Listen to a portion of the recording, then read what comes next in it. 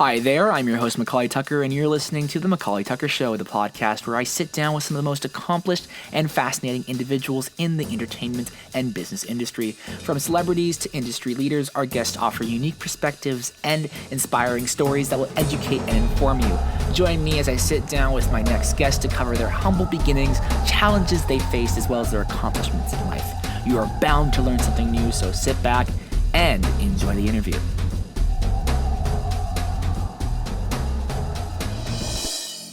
Today in this episode, we have two very special guests, Grace and Dinesh, who both had roles in Superman. Grace playing one of the many robots at the beginning of the film, who had a couple lines, as well as Dinesh, who played the ever-so-growing in popularity character Malik Ali, who has a significant part in Superman. Warning, there might be some spoilers ahead in this interview, but sit back and enjoy. Just, first and foremost with both of you guys, you both have you guys both have very different, but, somewhat similar kind of journeys into what led you guys to where you guys are at now. With Grace, you have a lot of experience in dancing, but now you've kind of stepped foot into this acting world. And with you, Dinesh, you have background experience doing background acting, and then you kind of end up in this project. You both end up in this project, of course, Superman. But Grace, I would love to start with you. You were born in San Diego. You spent, I think, 10 years in Hong Kong with your father and your mother, but then moved to Atlanta in 2010, when you started dancing at the age of 3, I believe. And what I love hearing about is the influence of people's upbringing into, their skills and practices. I do know your father, Grace, has a PhD in psychology, and I know your sister's a very talented painter, and you spent a lot of your years in Passion City youth groups. So there's a lot of different aspects to your upbringing. How do all of these things, would you say, how did all of these things shape your direction as a performer? Wow, that is a great question. I feel like there's so many layers to it. Yes. But yeah, I definitely feel very fortunate to having been raised in a family that was so supportive of the arts, because my mom also is a professional musician, so she plays the clarinet and the piano as well. So I grew up kind of like in the arts, and then my dad is also super creative too. And then having the influence of like growing up in Hong Kong and the cultural side of that, and then my mom's Australian, so just so many things in one. And then like I started dancing when I was like 3 years old, so it's always been a huge part of my life. And then moving across the world at a young age and kind of having that culture shock, I think has really like it helped me develop into who I really am today. And then coming to America too, there obviously the whole entertainment industry Mhm. is here, and so I was able to really like dive headfirst into that, and I didn't expect it to go this way, to be honest. Mhm.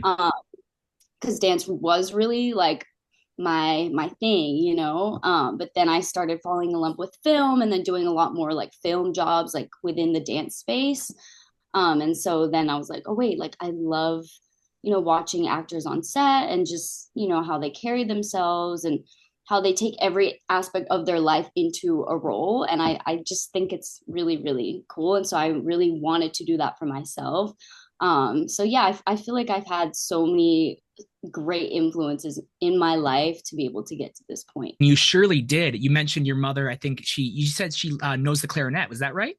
Yes. That's awesome. And your father, I believe he is a big fan of Mozart. I don't know if that's he that was a major part of his life, and so it's cool to see kind of this surrounding of music. And of course, music is a big part of dancing, and so it's cool to see that. I know your sister also paints, and she's painted pictures of you, which is also cool to kind of see this collaborative effort within your family. Now, going to you, Dinesh, you have a very interesting kind of journey within the industry. It's not as documented as Grace, but I do know that you were born in India and later moved to New York.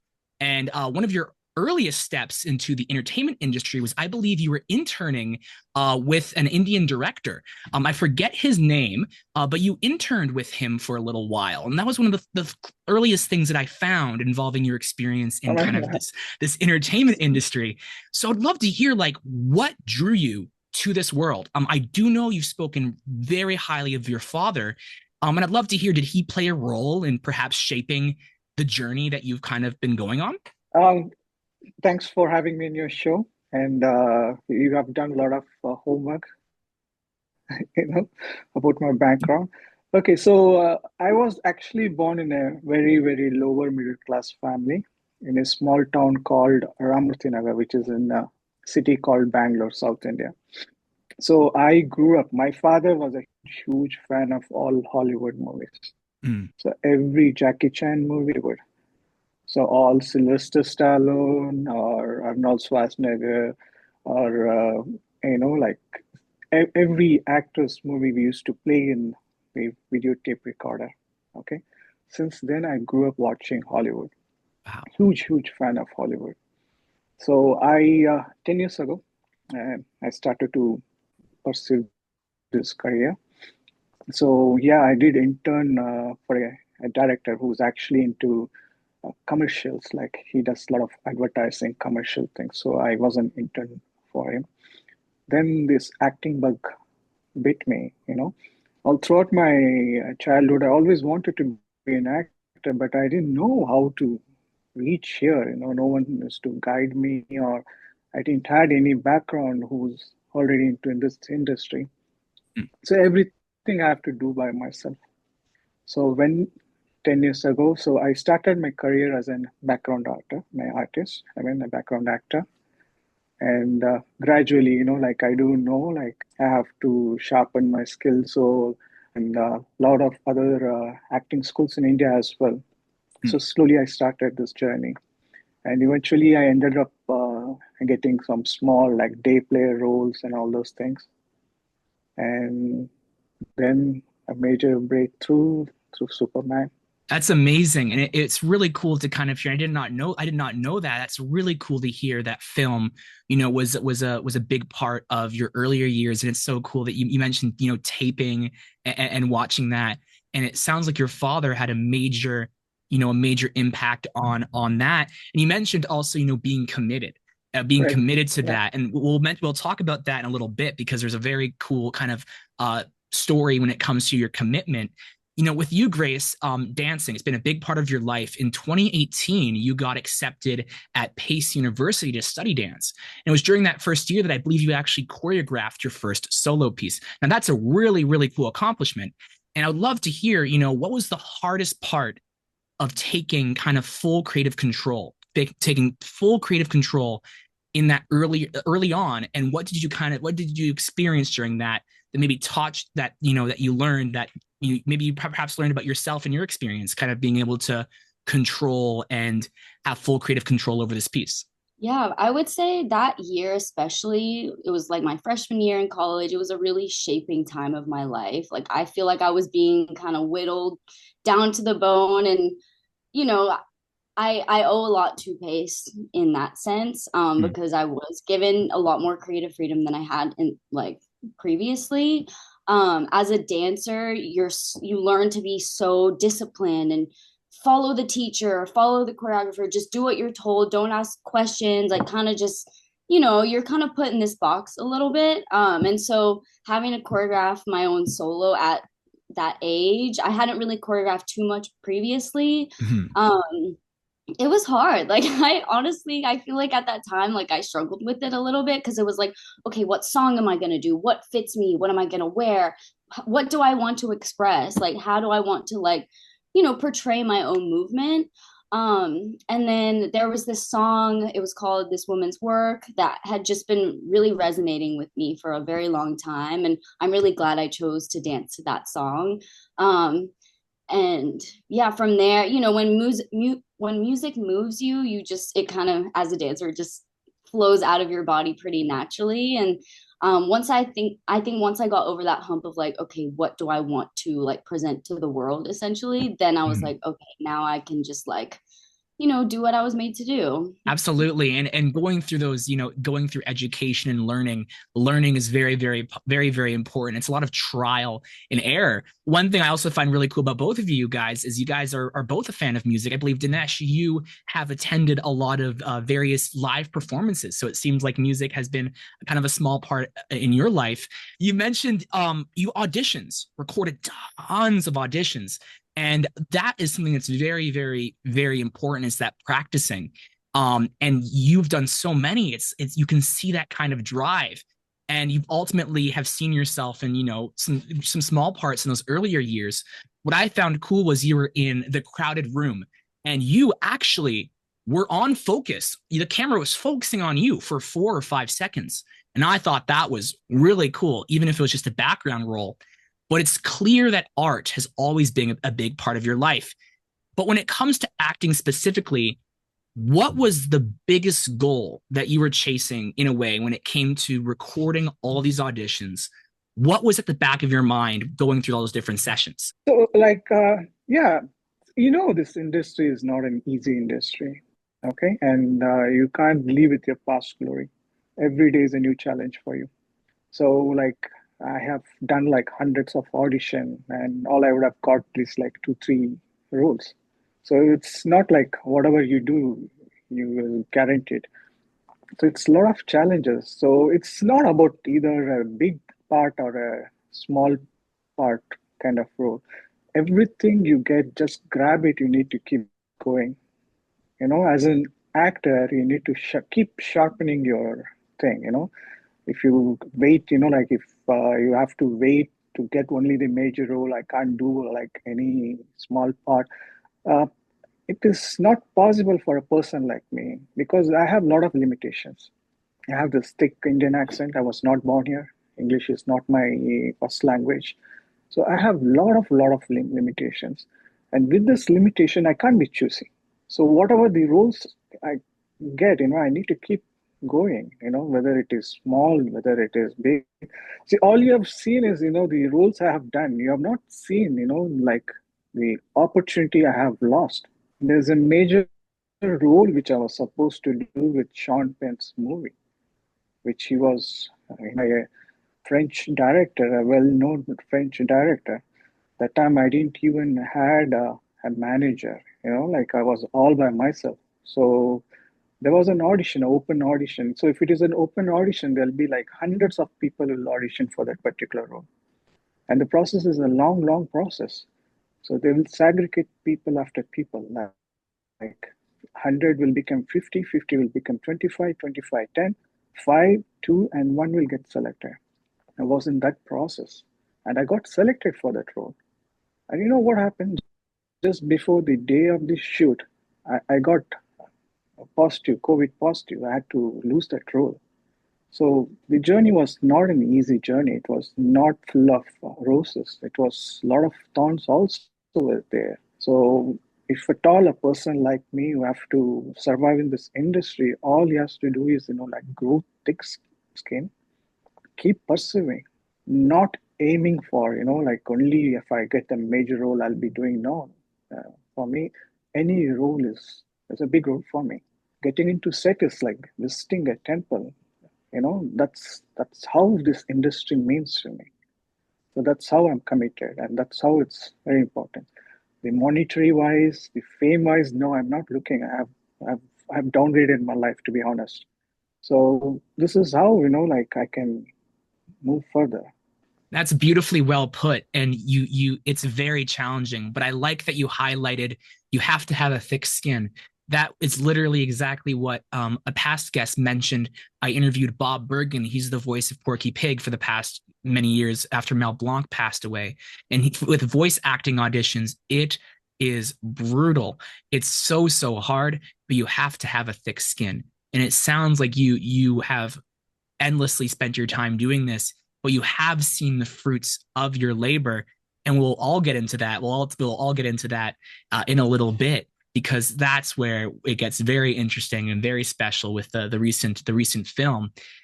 Grace, with you, you spent hours training, much like how Dinesh has spent hours doing, these auditions and recordings. You spent hours training in school and practicing your craft, and it really paid off.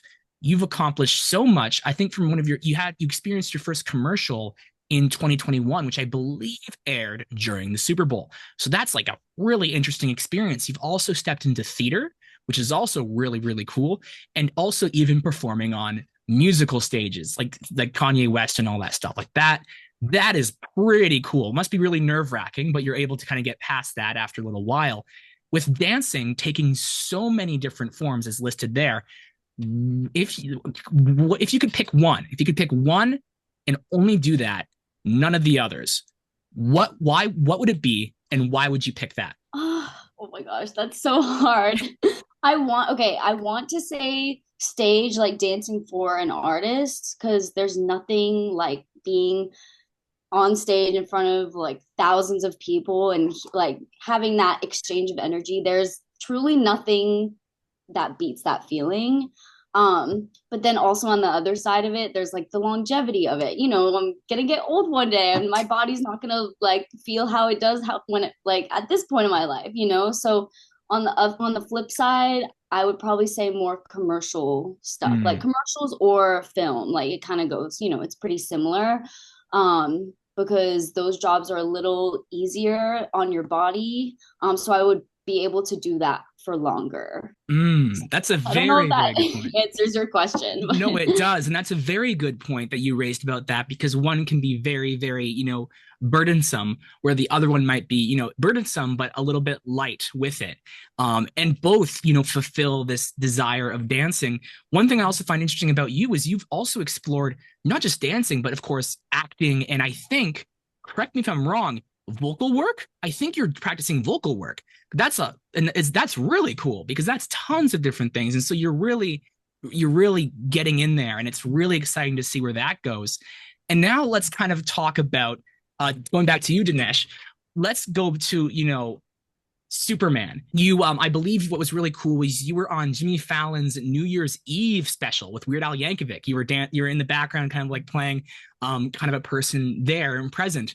That must have been a really cool. Yeah. That must have been really cool. So you're on there, you know, tell me a bit about kind of this, Superman. Like, I have spoken with a lot of guests, and they explain kind of the process. Usually they audition for something, they don't really know what it is.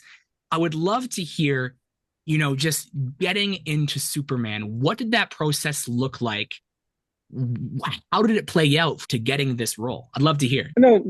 After background, I did other, like day Mhm. play role, like some roles I've done. So it's not just background. So I Of have course. done stand-in for many of actors, the main leads.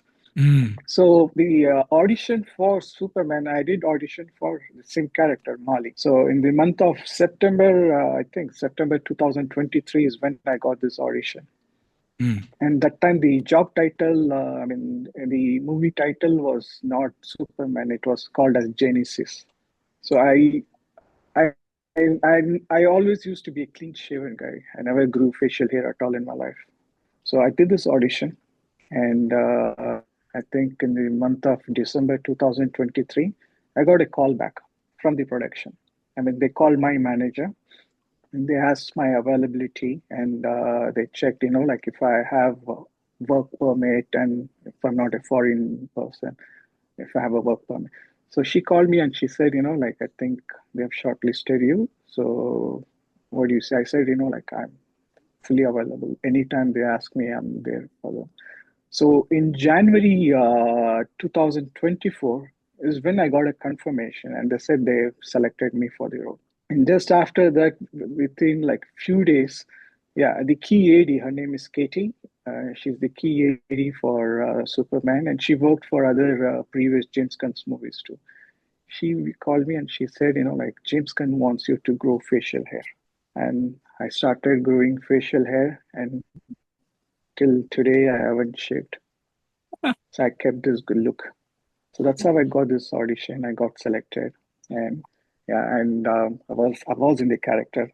So my first scene itself, it was in the Pocket Universe. And can you imagine? Like, there's such a huge movie opportunity. My first day, my first scene with the stalwarts like David, Nicholas, Anthony, the Gulkos, Mr. Handsome. They were all there in my scene. Can you imagine how nervous I would be? So, but those people are very kind. They made me very comfortable. So in fact, we rehearsed. Myself, Nicholas, we rehearsed, and James Gunn, like he was looking at us, and he approved. He said, "Yeah, we are ready to take." So that's when all these people, like David, came running. He said, "You did really good." Like very kind people, very kind people. The entire ambience and atmosphere was so like well organized. People are very with me, and they put me at ease, even though I've like after knowing my my background, these people by easily they could have triggered me, and I would have gone nervous. But no, they put me at ease. They made me comfortable. If at all that scene came good, it's all because of all these people. And it's and working on a set with James Gunn, it's amazing. I spoke with a gentleman who was on Guardians of the Galaxy, and he's worked with James before on one of his earlier projects, and it just sounds like an amazing time on set. And you Dinesh, you brought an amazing you brought to life an amazing character, and we'll talk about that once we speak to Grace about her part. You brought to life an amazing character, and so you did amazing. And it must have been really cool to see the fruits of your labor. You did see it. You did see those fruits of your labor. You mentioned before some of your roles that you've played. Up front. Stand-ins, but being able to experience this type of project, it must have been like, wow, this is really, really great. And I think in the coming months, you're definitely gonna be reached out to by a lot of people. I think that's what I'm theorizing. Um, with you, Grace, this is really interesting. What I found about this was really cool, and I found out about this after I finished it. And maybe I should have known this, but it's like you are one of the first names that pops up in the credits. I mean, how they work is they usually go alphabetical order, and I'm like, you're at the top there, which is really cool, which is awesome. I mean, maybe I'm just super happy about that because it order's great. You love seeing the order, and being a part of this role. I'm just like, I would love to hear how this happened because the other people that were playing alongside you, were a mix of kind of James Gunn's closest friends and so on. And then you have you in this role. It's like, whoa, you've gone from dancing to now in this position. Like, tell me a little bit about how this played out from what you can share, and what the day was, the days, or if it was multiple days, what it was like doing this project. Yeah.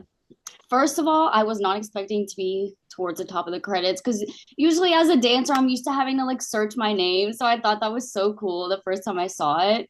But yeah, going back to the process of it all, I think I auditioned for this in November of 2023. I remember like it was kind of like a long time coming. Like I auditioned for it, kind of forgot about it. It was like a really small role. So I just like didn't think much of it. As Dinesh said, it was Genesis was the title. So I, didn't really think too much about it. My acting coach helped me film the scene.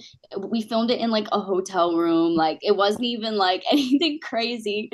And then yeah, I forgot about it. And then I got an avail check from my agent, I think like 2 months later. So it was January and it was like the day before my birthday. I had just moved to LA. I was like, like just not expecting it. And I was like, yes, of course, I'm available. I'm there. And then the next day, it was like, officially, you booked it. I was like, oh my God, like, this is so crazy. And I don't think I even realized it was going to be Superman until like way after the fact. So that was also like a really fun surprise. And then I filmed my scene in April. So I had to wait like a couple months, which was, a lot of anticipation, like leading up to it.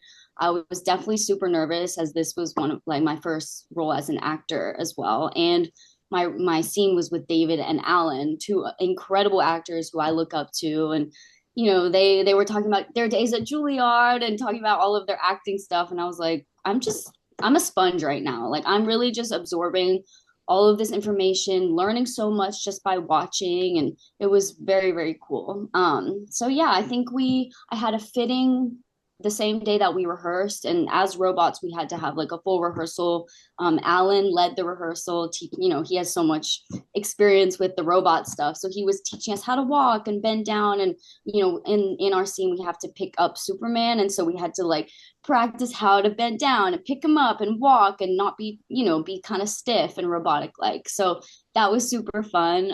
And obviously I'm a dancer, so I was just enjoying the whole thing. And then we get to the actual set, and it was the most incredible set I've ever been on. Like the Fortress of Solitude, wow. Like I've never seen something that incredible that's like real life, and so that was really, really cool. And then filming it was Also super fun too. I mean, it took a full day to just like carry Superman into the Fortress of Solitude. So my arms were so sore the next day because I'm like 5'3", like I'm a small petite person and having to carry like a lot of his weight. I mean, thankfully half of his weight was, rigged up. So, it took a lot of the load off, but it was like actually so funny. I'm like, I love that this is my job. Like I just get to do this, like carry him in for 12 hours. Um, and then it was really cool too, the part where I say, "Oh, he looked at me." Like that wasn't even like originally in the script, and so James had me add that in. Wow. Like just kind of last minute, and he was like, "Oh, can you say this?" I'm like, "Okay, cool." And so I love that that was kind of like the comedic relief in the scene because that wasn't originally like in it. So yeah, and yeah, I mean, all of the actors were so sweet, very just kind. And me and Alan had some really great conversations. You're sitting around waiting for Mhm. called on to set for hours. And his wife is a choreographer too. So we talked a lot about dance and yeah, so it was a really great experience. Wow. And that sounds amazing. And what you said there about like kind of being a sponge and processing all that information, it's always good to do that when you're on set. Just sitting there and most of the time they say, oh, don't ask questions, don't talk, just keep to yourself. But being on a set like that, you must have learned so much. You must have taken away so much. If you could pick one thing that you took away from that experience, that's like, this is definitely going to stay with me for a long time, whether it be a lesson or anything, what would you say was the biggest thing that you think is going to really change how you look at this world? Yeah, I think the biggest thing is like your adaptability. Like Mm-hmm. on set, things happen like this, and you just have to go with it. You can't ask, I mean, obviously, you can ask too many questions, but you don't want to be annoying. Like, you just Mm-hmm. have to kind of go with it. And if the director says something, you just have to like kind of get rid of your ego and like you can't be self-conscious. You have to just throw yourself into it full force. Or else the result isn't going to be as good as you want it to be. So yeah, like just because things happen, things change so quickly, you just have to get used to that. So I'm gonna take that into every other job that I do for sure. Absolutely. It's always good to be, ready to take on challenges and take on things and step up, learn, practice, and take on even the craziest of things. Dinesh, going back to you, your portrayal of Malik Ali, I think that's how you pronounce his name, has been widely recognized by many people as one of the most emotionally Yeah, impactful moments in Superman, with audiences and also critics alike calling his death, quote, and also spoiler alert, I'll probably add a spoiler alert at the beginning of this, the most devastating moment in the film. And many viewing him as like the true moral compass of Metropolis. How did you go about channeling that kind of soul and kind of conviction into a character who on paper might seem a little bit ordinary, but in spirit provoked something extraordinary?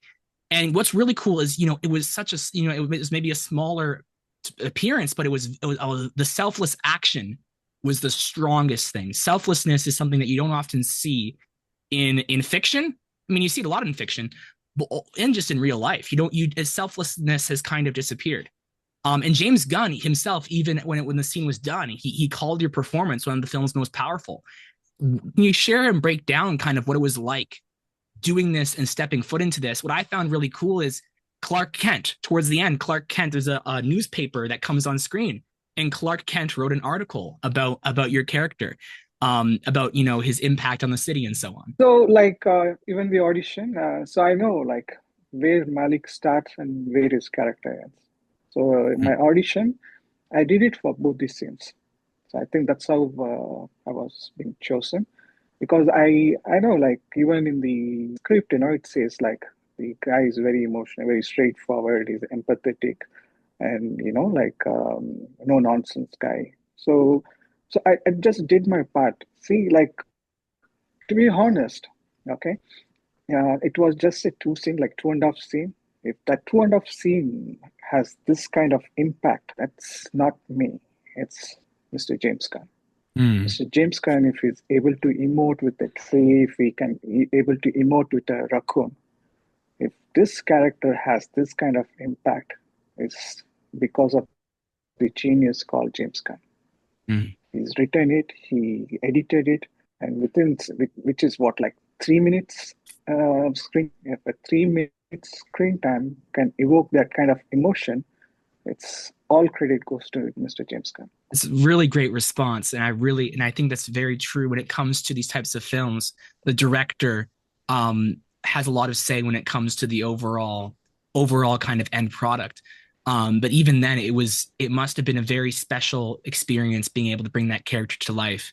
And I've been seeing everywhere on TikTok. I don't know if you see this on TikTok. I don't know if you're seeing this at all, but people are raving.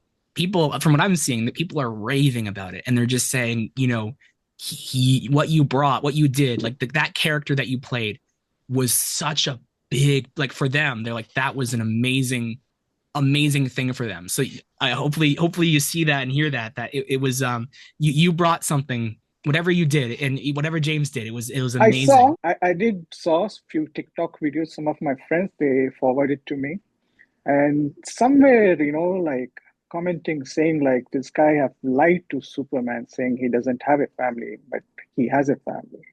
Mhm. No, Malik doesn't have a family. And the first time in the first scene, like he calls someone and asks him to watch his falafel cart. That's not his father, that's his fellow cart vendor. That's a street full of food carts. The guy next to him is actually, he's a hot dog vendor. So genuinely, Mali doesn't have a family. Okay. Hmm. He's more like an adult orphan, a destitute. So if he thinks so much about Superman, like lying to Superman doesn't serve purpose to this character. This character is a very genuine character. He didn't lie to Superman. So that clarification I wanted to, I didn't had an opportunity to clarify. Now, since that you said about TikTok, so this is what it is. So Mali doesn't have a family. It's very true. I think people were towards the end of the movie, there was like an article that shows up and it's very hard to read, but I think people were misreading something from the visual article that somebody was speaking about your character. And I haven't read it. I really wish I could read it, but it's so hard to read, that Clark Kent wrote. And I think they were mistaking somebody within the city as his family, and that he was lying, but no, he doesn't have a family. And it's so beautiful to kind of see that. And I really hope that, and I do see that some other doors have opened for you. There was a TV show recently that you played a doctor on, I believe. So it's really cool to see kind of some more doors opening up for you. So I'd love to hear what projects do you have kind of coming up, and what are you looking forward to the most in these coming months? No, like there are some opportunities, but I keep auditioning also. The after Superman I did was like a Chinese movie called Lucky Lu, just a small character I did, and other than that, the TV show The Bold and Beautiful. Again, that was just for 2 episodes. That's awesome. So yeah, like I don't know what is stored for me, but yeah, I don't know like what is stored for me. So this journey is not just a 1-2 days journey. It's a 10 years journey. So I don't mind waiting for 10 more years to get a equally good. That's my only thing. I have nothing else to do. Well, that's fair. And I'm really excited to see what comes your way. And with you, Grace, what sort of things are you looking forward to the most with kind of your journey? I know you've mentioned that you're practicing vocal work. Maybe that's alluding to voice acting opportunities. I have no idea. But from what you can share, what are you excited for the most now that this project is finished? That's a good question. Honestly, I'm really excited to be able to blend all of these things into one thing. I don't know exactly what that means for my life, but because I have a dance background, now I'm doing more acting and then singing as well. I would love to be able to do something that compiles all of these things into one big thing. Yeah, like there's just so much I want to do, honestly. So yeah, I don't know. We'll see. We'll see what's in store. Maybe the perfect role will, show up at my doorstep one day. But I'm excited to, keep training and really just diving into the acting side because I feel like right now I'm like, dipping my toes into it. Um, and so I'm just ready to, keep moving forward with it. And voice acting would honestly be so fun too. I think like that would it's a really great, thing to add to my repertoire. Yes, and it really is. And it's a very challenging world, to say the least, but it's really rewarding and exciting. We're coming to the part of the show where I ask what advice you guys have for the listeners, but I wanted to switch this up a bit now that I've got two guests. And I wanted to ask both Grace and Dinesh, what would be your advice for each other? What would be your advice for each other? I'll start with Grace, and then I'll go to Dinesh. I mean, I obviously don't really know. I just met you. I don't know Yeah. you.